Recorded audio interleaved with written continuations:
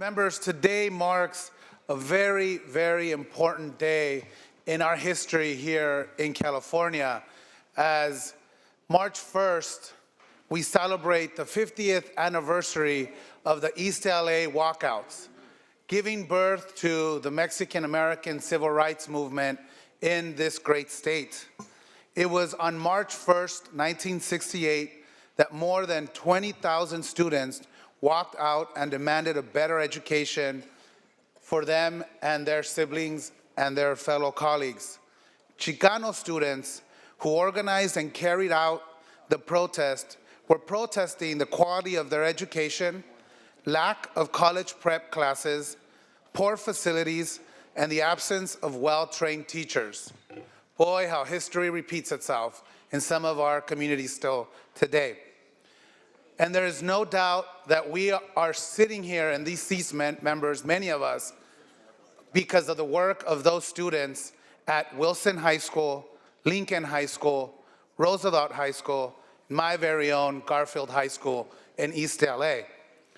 And the irony, members, for so many of us is that we actually had to leave the hood to learn about our history. And this is why ethnic studies is so vital, because it was in that classroom, in that Chicano studies class at San Diego State University, that I saw my community for the first time and its place in our history and society. And to understand that so many before us fought so that I could be in that classroom, in that seat, learning about my own history, learning about the Chicano moratorium that took place at Salazar Park, where I used to play t-ball very badly, by the way. And it was, yeah, believe it or not, it wasn't my sport.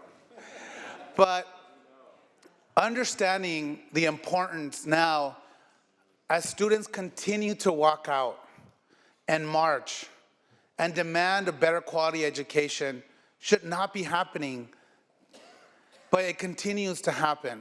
And it continues to inspire so many more students to partake in our democratic process. But members, today as we celebrate those brave organizers and those students that decided that enough was enough, really for those of us of Mexican-American descent on this floor, owe them a debt of gratitude.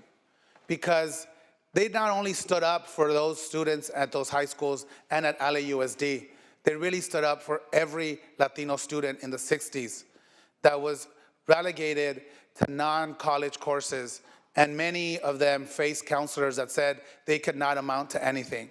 And it was the first time in history that we took in our own hands our opportunity to fight for our rights. It was those students that even as the mayor of LA at the time called them a bunch of communists, and that the principals at those schools tried to lock the fences so the students wouldn't leave, and just the masses were able to open those fences and allow students to exercise their right, is what continues to motivate so many of us today. And let's use their examples of strength, let's use their examples of courage to make the right decisions as we continue to make budgetary decisions and policy decisions to ensure that every student in California has a right to pursue their dream, whether that is a technical education, whether that is going to college, but understanding that we have a long legacy of students that have risen up, fought for our rights, and today we celebrate the 50th anniversary of that birth. The birth of wanting to fight for our rights, to pursue the right of academic freedom and self-empowerment. Because there's no better gift, members, than realization your own self-empowerment.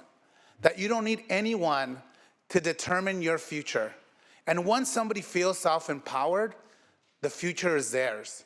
And that was the key takeaway for those students that mobilized, for those organizers that decided to organize these students for a better life, not for just them, but for generations to come. Thank you, members.